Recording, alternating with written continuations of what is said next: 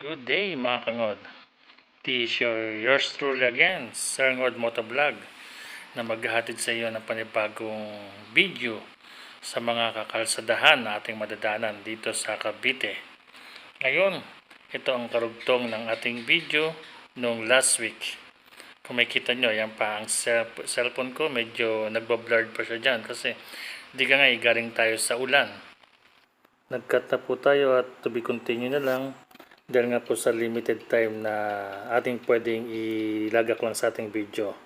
So far sa ngayon, ang ating exact location pa rin po ay nasa General Trias along Governor's Pereira Drive. Then tatakin po natin to, then kung saan tayo patungo, hindi malaman. Depende kung saan tayo dalhin ng ating motor na simulong. Kaya guys, tara, let's go again!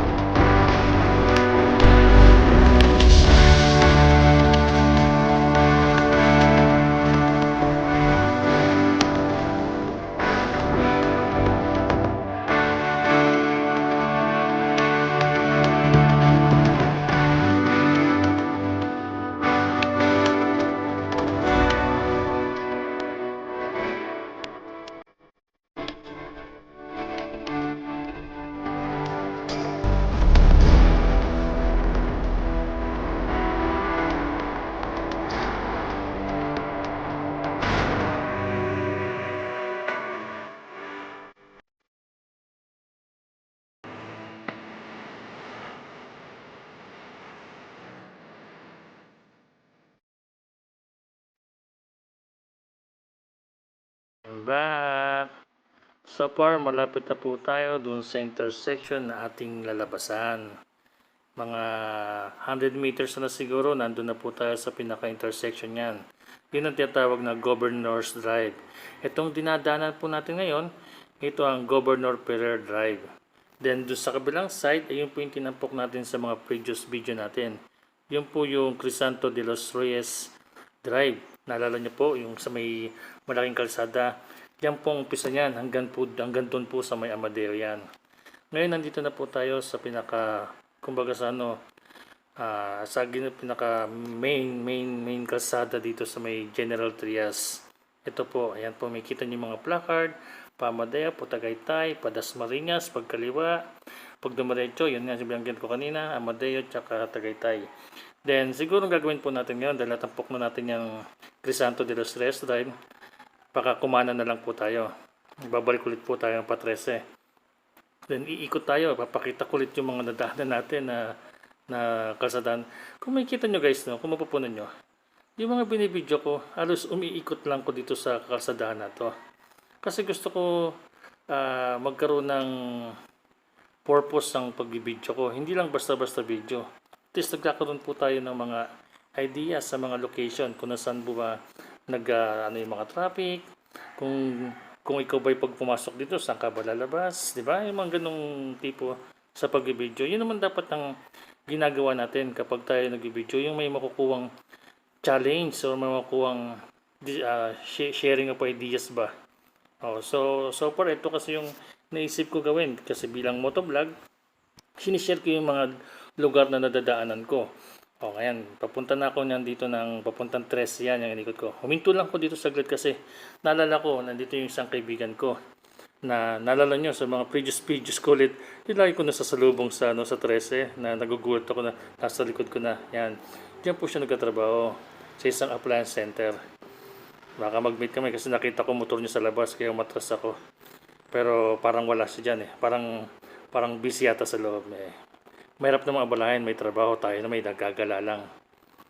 Kaya alis na lang po ako, no? Tara, samahan niyo na po ulit ako. Bagtasin ulit natin tong Governor's Drive. Let's go!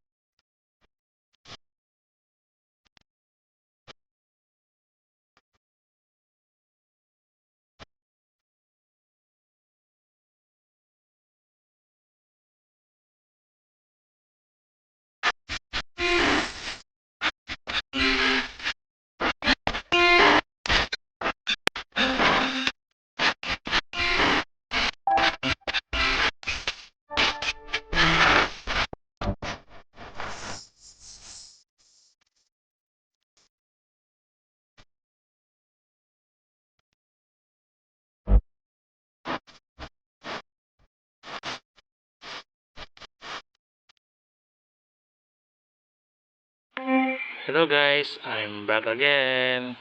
So far, nasa vicinity na tayo ng 13 Martires ngayon po, no? Kaya bigla akong may naisip na idea na kung ano mga gagawin kong video. Naisip ko, itatampo ko lahat ng barangay na included dun sa 13 martir. Kasi ang alam ko yung mga pangalan nila, include siya sa mga barangay dito sa 13 Martires. So, it's a big challenge for me kasi hahanapin ko talaga yung mga barangay na yun. Siguro, isa sa mga video ko, itatampo ko yan. Pero sa ngayon, itutuloy ko yung paghahanap ng resort dito sa parting 13 at Indang.